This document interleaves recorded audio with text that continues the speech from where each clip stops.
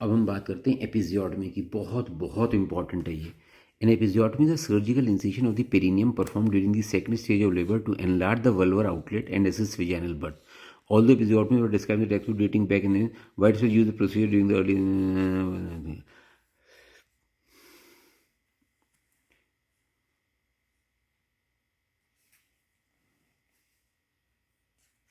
A routine episiotomy was not protective for more severe perineal tears.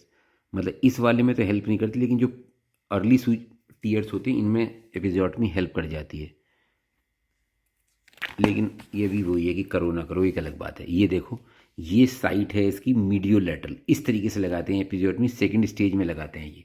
The question of informed consent need to be address as a part of antenatal care when the fetal head is crowning. It is not possible to obtain true informed consent. An episiotomy is performed in the second stage, usually when the perineum is being stretched and is deemed necessary. For example, when the delivery needs to be expelled for fetal bradycardia, if there is not a good epidural, the perineum should be infiltrated with local anesthesia. If an effective epidural anesthesia is in place and time is out, it should be topped up for delivery with the patient upright to get best coverage of the perineum. Crowning जब होती है नौ, आप जानते हो, जब शुरू में बच्चा पहले बाहर आता है फिर अंदर जाता है, जब एक जगह अंदर जाना बंद हो जाता है उसे क्राउनिंग बोलते हैं, तो उस समय ही हम इसको लगाते हैं. Incision can be midline or at an angle from the posterior end of the vulva. A mediolateral episiotomy at 60-degree angle to the midline is usually recommended. A midline episiotomy is an incision in the comparatively ascleral and resulting in less bleeding. इस तरीके से लगाओगे अगर, and less painful. However there is an increase risk of extension to involving the anal stress, क्योंकि यहाँ पे बिल्कुल रहता है तो दिक्कत हो जाएगी. A mediolateral episiotomy should start at the posterior part of the forehead, move backward and then turn medially well before the border of the anal sphincter so that any extension will avoid the sphincter. The episiotomy should be repaired in the same way as second degree tear unless there has been involvement of anal sternal complex requiring OSI repair.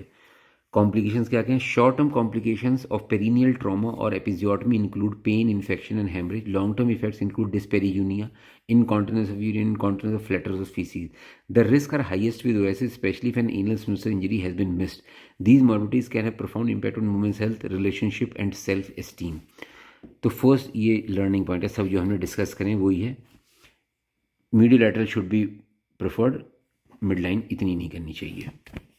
अब आता है operative vaginal delivery, से OVD बोलते हैं. It refers to vaginal birth with the use of any type of forceps और vacuum extractor. इसे हम बोलते हैं ऑपरेटिव विजाइनल डिलीवरी.